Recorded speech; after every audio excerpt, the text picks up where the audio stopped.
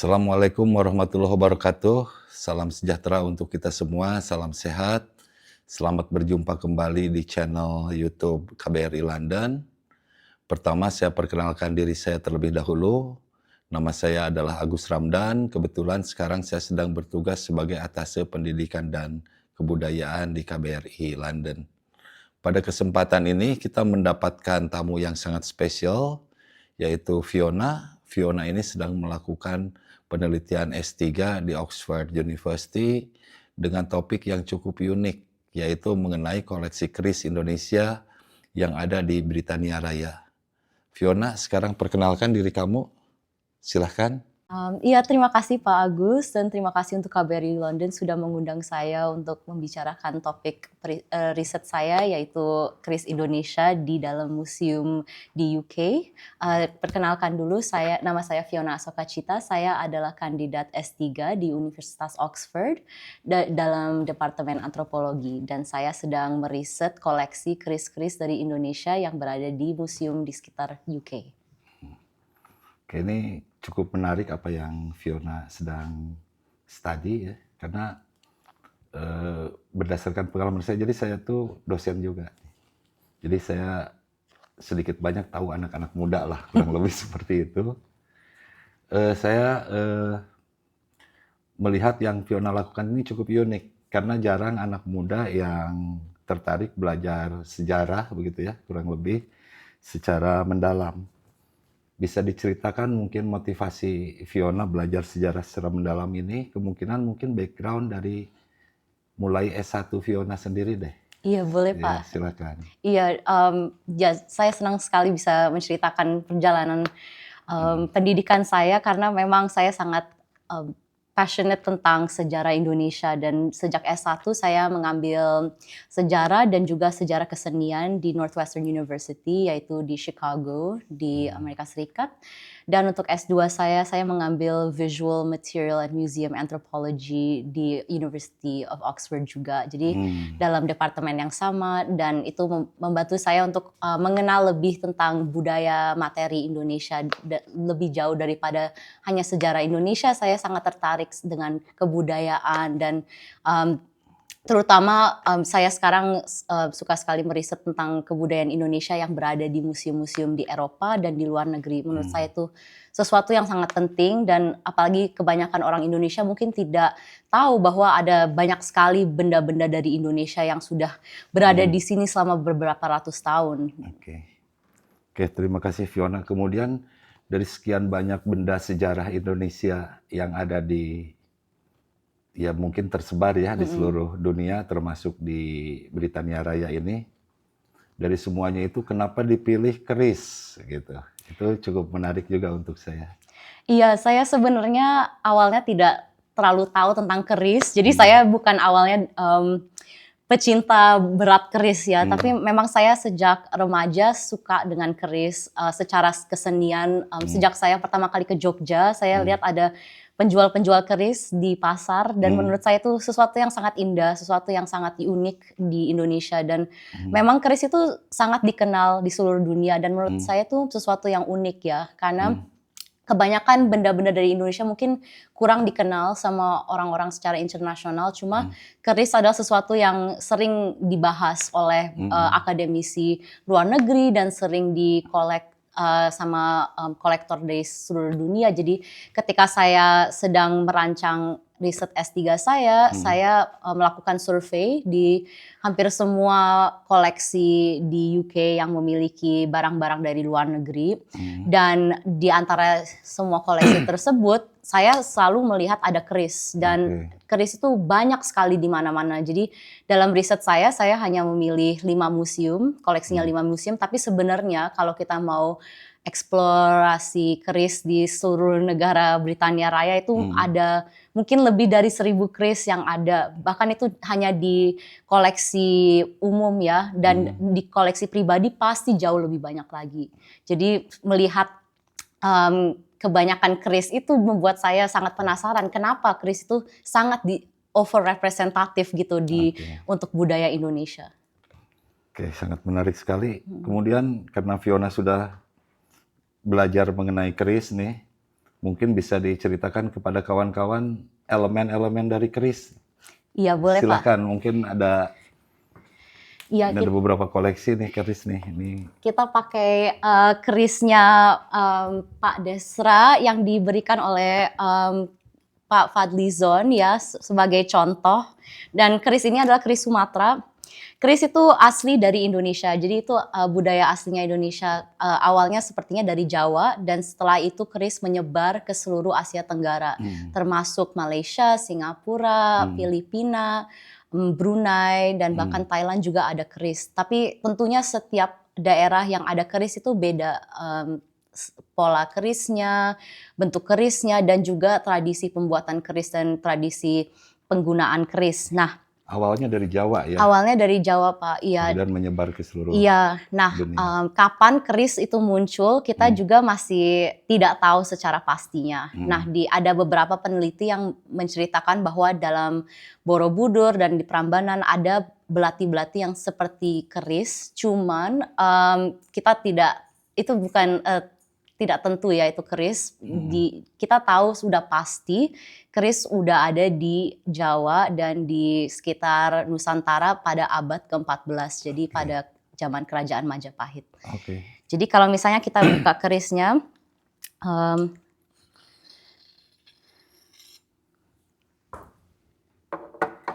kalau ini mungkin orang-orang paling tahu dengan keris Luk, yaitu keris yang ada seperti air ya, ada lekukan. Iya, Luk itu, iya betul, iya. Jadi ini namanya Luk dan ada berbagai macam keris Luk ya, tergantung nomor dari Luknya. Jadi untuk menghitung ini keris Luk berapa, kita bisa menggunakan jari kita. Saya begini. Nah, kita hitung gitu. Nah, itu bagaimana kita cara tahu Luknya. Dan keris itu yang paling dikenal oleh pamornya. Jadi kita bisa lihat pamor ini sangat jelas di dalam keris yang ini. Dan pamor ada ratusan tipe. Dan setiap tipe ada namanya. Jadi itu sesuatu yang sangat susah untuk diketahui ya. Soalnya ada banyak orang yang tidak setuju nama pamor ini apa dan nama pamor itu apa. Tapi ada beberapa pamor memang yang paling umum itu kita sering lihat dalam keris. Nah, keris itu biasanya terbuat dari besi, kebanyakan dari besi. Namun pamor itu muncul karena ada percampuran dalam besi itu. Nah, zaman sekarang biasanya percampuran tersebut terbuat dari nikel. Dan percampurannya sudah dirancang ya, jadi udah ada keberatannya sudah diukur.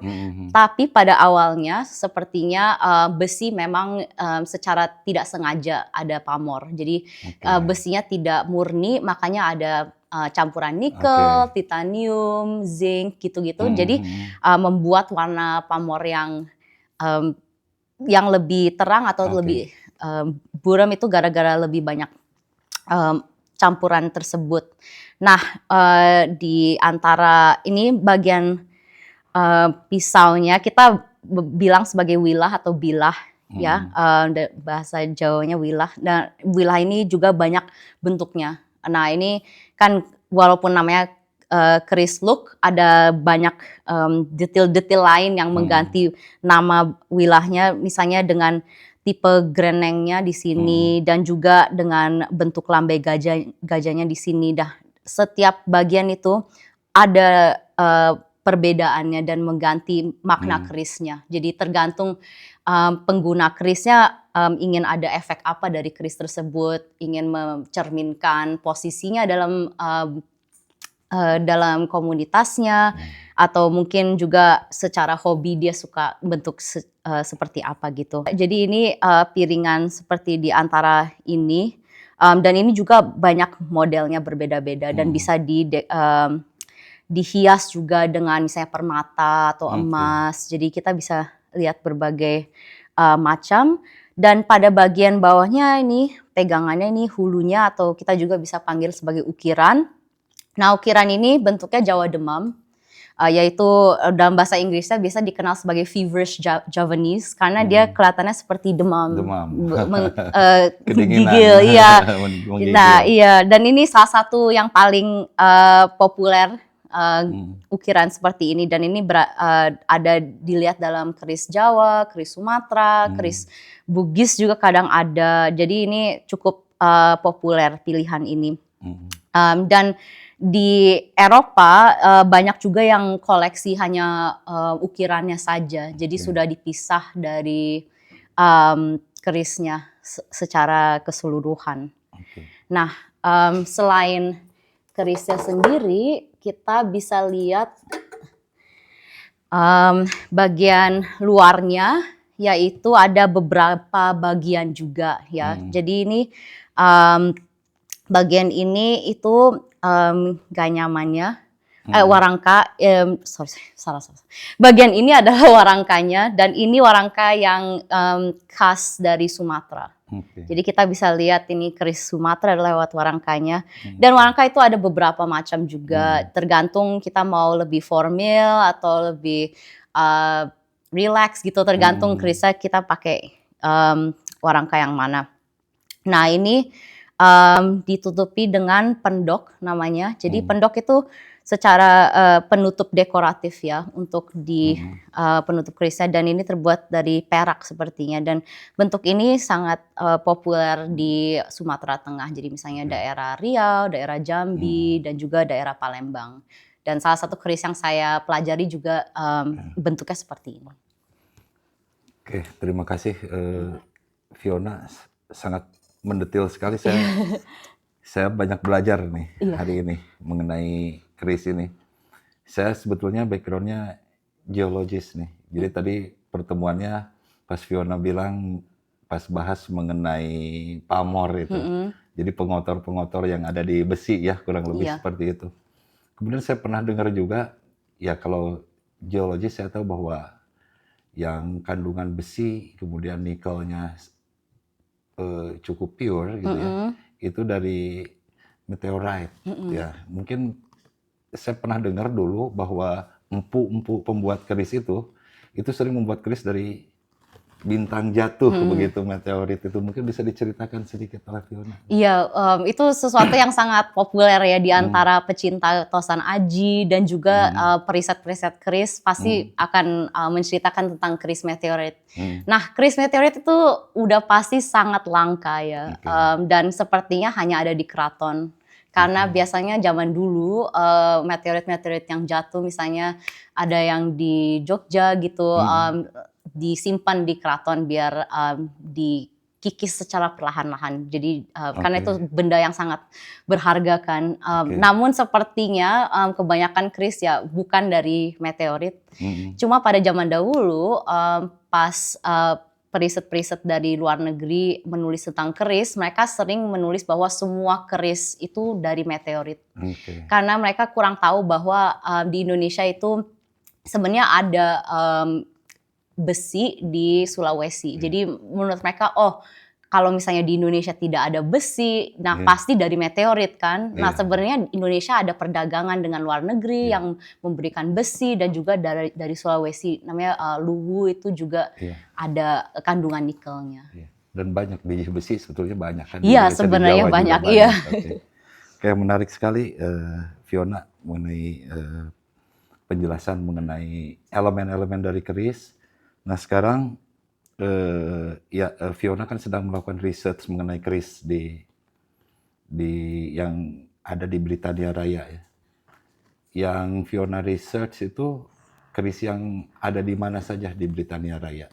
Meskipun tadi Fiona sebutkan mungkin koleksi pribadi banyak ya, tapi yang di institusi yang ada di Britania Raya di mana saja yang Fiona research? Iya, jadi saya harus memilih institusi yang menurut saya representatif atas koleksi-koleksi dari berbagai zaman keris, dan saya akhirnya memilih 5 koleksi, yaitu yang pertama Ashmolean Museum di Oxford, yang kedua adalah di National Army Museum itu di London, yang ketiga adalah di Windsor Castle yaitu di Windsor, yang keempat adalah Pitt Rivers Museum yaitu di Oxford, dan yang kelima adalah British Museum di London. Nah, kenapa 5 museum ini? Karena menurut saya 5 museum ini adalah representatif dari beda-beda zaman kolektor di Britania Raya dan juga fase-fase hubungan antara Inggris dan Indonesia.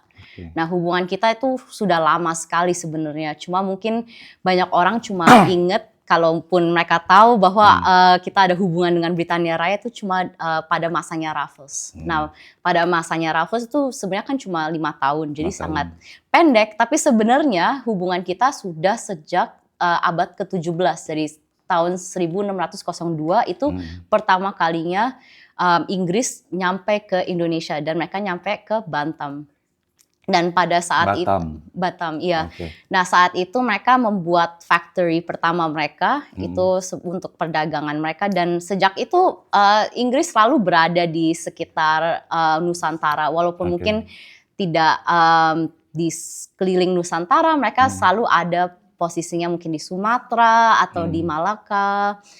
Dan tentunya mereka selalu menginginkan perdagangan rempah-rempah di Indonesia. Jadi sampai kedatangannya Raffles itu sebenarnya ada hubungan antara Inggris dan Indonesia, dan di setiap museum ini ada koleksi keris dari berbagai era-era tersebut. Jadi misalnya dari Ashmolean Museum itu dari era pertama, yaitu dari abad ke-17. Jadi ini keris yang sangat-sangat tua, salah satu yang paling tua di dunia, dan udah pasti salah satu yang paling tua di Eropa. Dan yang kedua dari zamannya Raffles. Jadi yang di National Army Museum itu keris yang ditemukan di Batavia pada saat penyerbuan Fort Cornwallis pada tahun 1811. Pernah baca saya. Iya, itu momen yang sangat penting ya, karena pada saat itu, pada saat peperangan Napoleon di Eropa, Perancis sempat menjajah Indonesia karena mereka mengalahkan Belanda. Nah, karena Belanda tidak mau Perancis menjajah Indonesia, mereka rajanya Belanda meminta rajanya Inggris untuk menjajah Indonesia secara temporary gitu. Nanti setelah perang Napoleon sudah selesai, kita bisa balikin ke Belanda.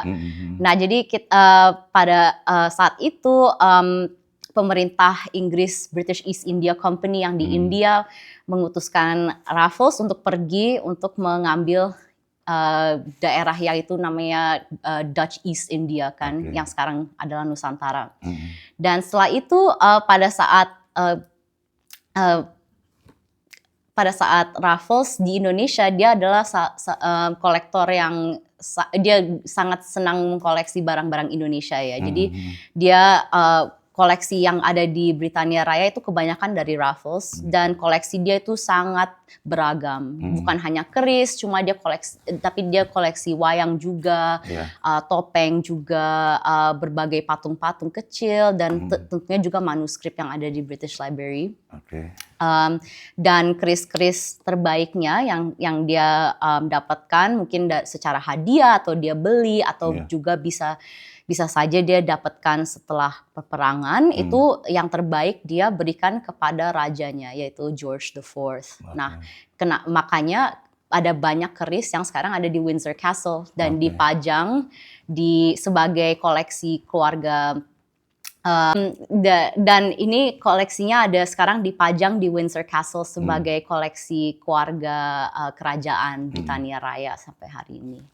Nah, setelah itu, setelah Raffles meninggalkan Indonesia, memang hubungan antara Britania Raya dan Indonesia memang agak menurun ya. Soalnya memang Britania Raya berada di yang sekarang Malaysia dan juga Singapura.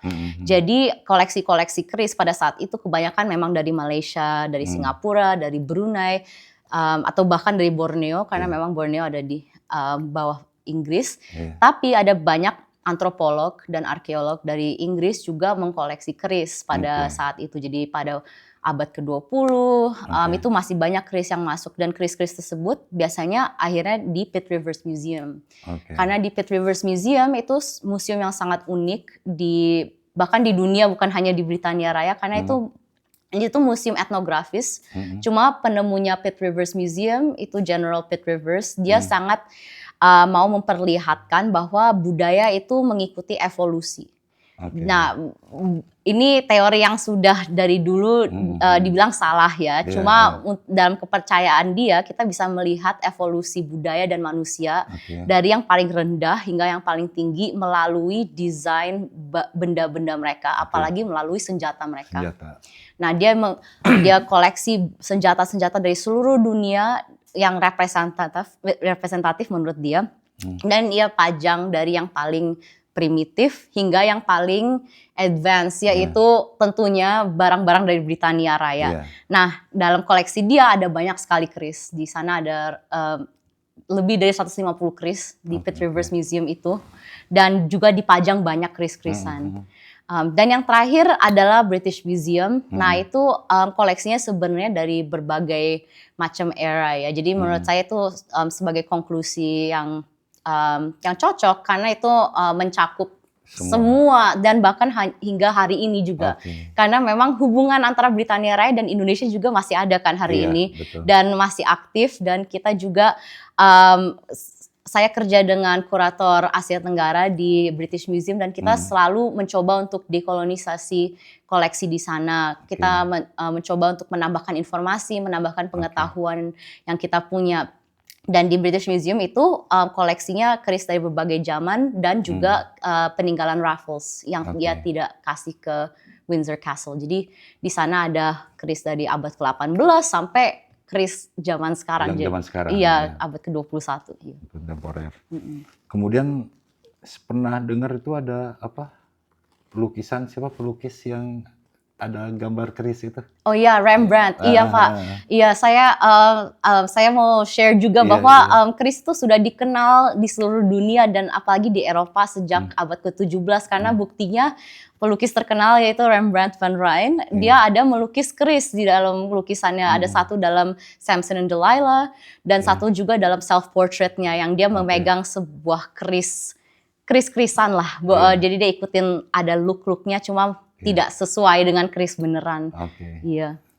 Salah interpretasi dia. Iya benar, kreativitas dia. Tapi basically itu keris. Itu keris, iya. Oke, menarik sekali ini mengenai koleksi-koleksi keris yang ada di Britania Raya. Tapi yang jelas ya, kamu kan PhD student, tadi sudah kamu jelaskan, ya kamu layaklah PhD students karena pemilihan 5 tempat itu tidak random ternyata. Kamu ada dasarnya memang seperti itu PhD study dilakukannya. Oke, kemudian hasil studi kamu sejauh ini apa kira-kira? Iya, jadi saya sekarang baru masuk ke tahun kedua. Jadi sekarang saya baru namanya field work, di mana saya pergi untuk mengunjungi keris-keris di museum dan juga pergi untuk mengunjungi arsip. Jadi di sini ada banyak arsip yang ada koleksi pada zaman Raffles dan sebelumnya juga. Jadi saya pergi ke arsip di British Library, di Royal Asiatic Society, di Royal Anthropological Institute, dan ini semua untuk membantu kami untuk mengetahui konteks di mana keris ini dikoleksi di Indonesia. Apakah yang kejadian-kejadian yang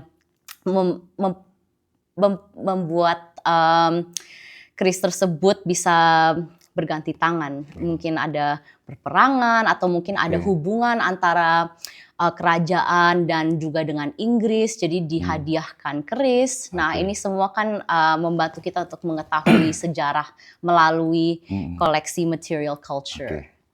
Oke, jadi ultimate goal-nya apa dari PhD kamu itu?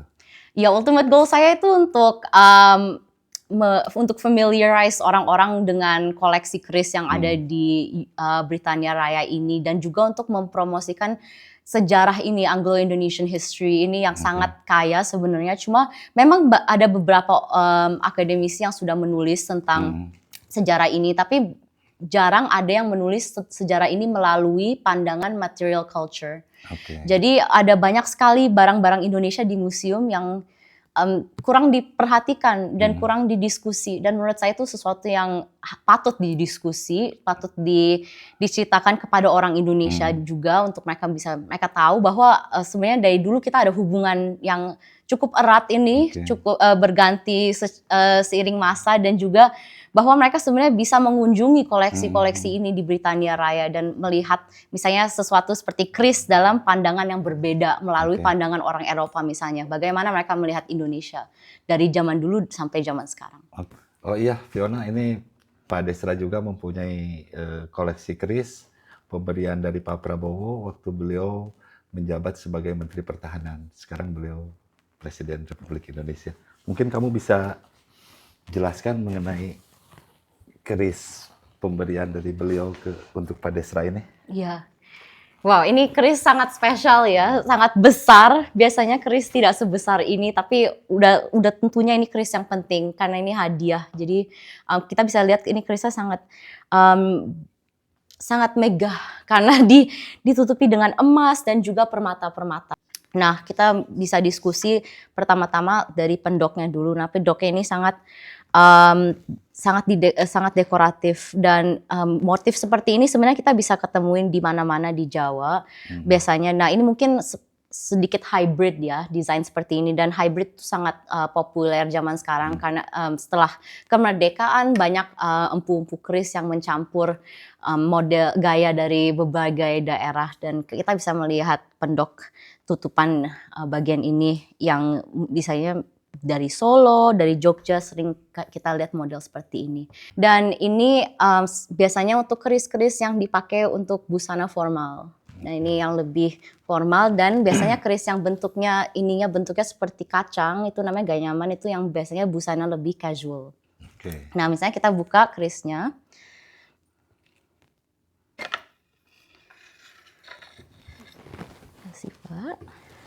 Ini kita bisa lihat namanya keris lurus atau benar, yaitu tidak ada looknya, jadi lurus. Dan ini bentuknya secara general namanya jalak, karena bentuknya lebih gendut di sininya dan menipis begitu. Dan ini pamornya sangat terang, kita bisa lihat pamornya sangat jelas, dan bahkan ada 2 macam pamor dalam satu keris. Itu sesuatu yang cukup jarang diketemuin. Kita bisa lihat, nah ini pamor satu sisi, dan ini pamor satu lagi. Dan ini sepertinya memang keris kontemporer. Cuma saya mau ceritakan juga ke Bapak bahwa dalam antara pecinta tosan aji dan juga periset keris, kita sangat pentingin untuk bahwa keris kontemporer itu penting juga, dan keris kontemporer harus dihargai juga karena banyak sekali kolektor keris, dan apalagi kolektor keris di luar negeri yang menurut mereka hanya keris tua yang berharga dan hanya keris tua yang harus dikoleksi. Sebenarnya itu tidak benar ya kan, karena zaman sekarang itu masih banyak sekali empu di Indonesia yang membuat keris, dan bahkan desain-desain keris zaman sekarang itu sangat inovatif, dan teknik mereka membuat keris sudah sangat diasah. Jadi kita untuk sobat-sobat yang pecinta tosan aji, jika ingin mulai mengkoleksi keris, jangan takut beli keris yang baru, karena keris baru itu juga bisa sangat spesial. Dan bisa dari meteorit juga keris bisa, baru kan? karena Masih meteorit jatuh terus sampai berjatuhan. sekarang. Iya, betul. Betul. Oke, terima kasih atas penjelasannya. Jadi keris yang cukup spesial nih ya. Iya. Soalnya besar sekali. Besar. Oke, terus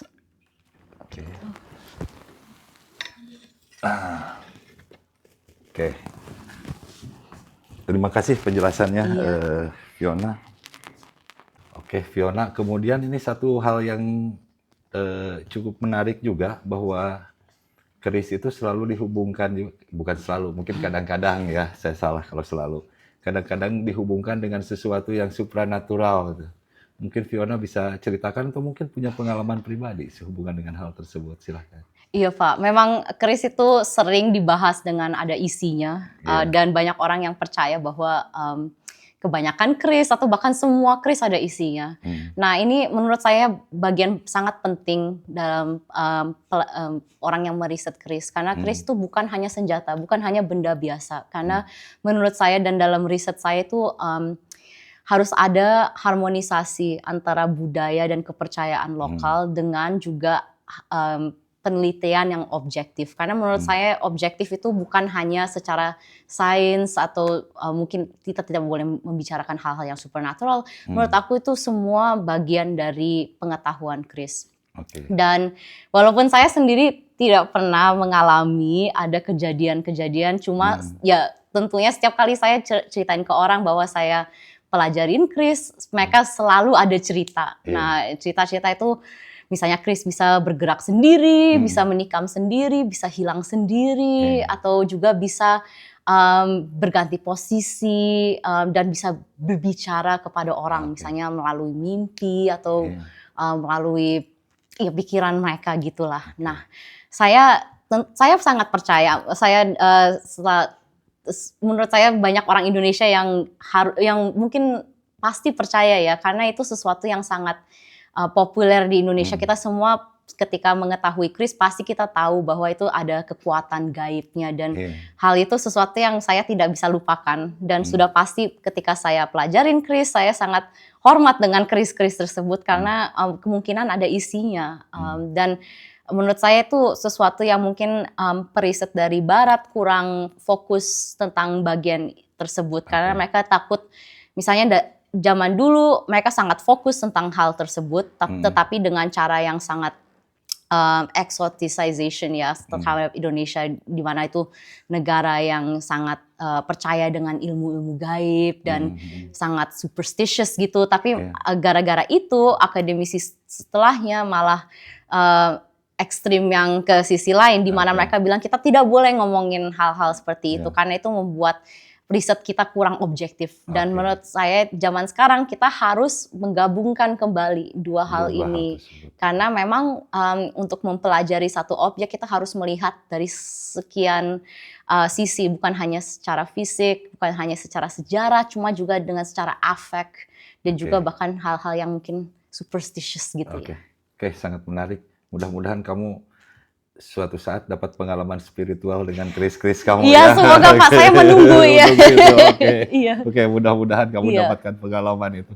Sehingga PhD-nya menjadi lebih komprehensif. Iya Pak, saya selalu menanya kepada Chris yang saya pelajarin, apa yang kamu mau ceritakan ke saya, kalau misalnya ada boleh melalui mimpi, saya terima gitu. Oke, sangat menarik sekali. Saya rasa banyak sekali informasi yang sudah saya sampaikan kepada kepada kita semua pada kesempatan ini. Nanti jangan lupa kalau kamu sudah ada findings atau apa, lapor-lapor ke kita biar kita bisa diskusi-diskusi lagi, biar dunia tahu tuh hasil research kamu. Karena Chris, saya baru memahami sekali dari kamu bahwa Chris itu betul-betul warisan dari Indonesia ya, Chris itu yang kemudian menyebar ke seluruh dunia. Terima kasih sekali lagi Fiona sudah datang ke KBRI. Good luck untuk PhD-nya. Jangan lupa terus kontak-kontak kita ya. Iya, terima kasih banyak Pak. Dan saya senang sekali bisa datang ke KBRI dan semoga bisa diundang balik ke KBRI untuk menjelaskan finding saya. Demikian diskusi kita dengan Fiona. Saya rasa diskusi yang sangat menarik dan saya yakin diskusi ini dapat menambah wawasan kita bersama. Terima kasih telah menyaksikan diskusi saya dengan Fiona. Assalamualaikum warahmatullahi wabarakatuh.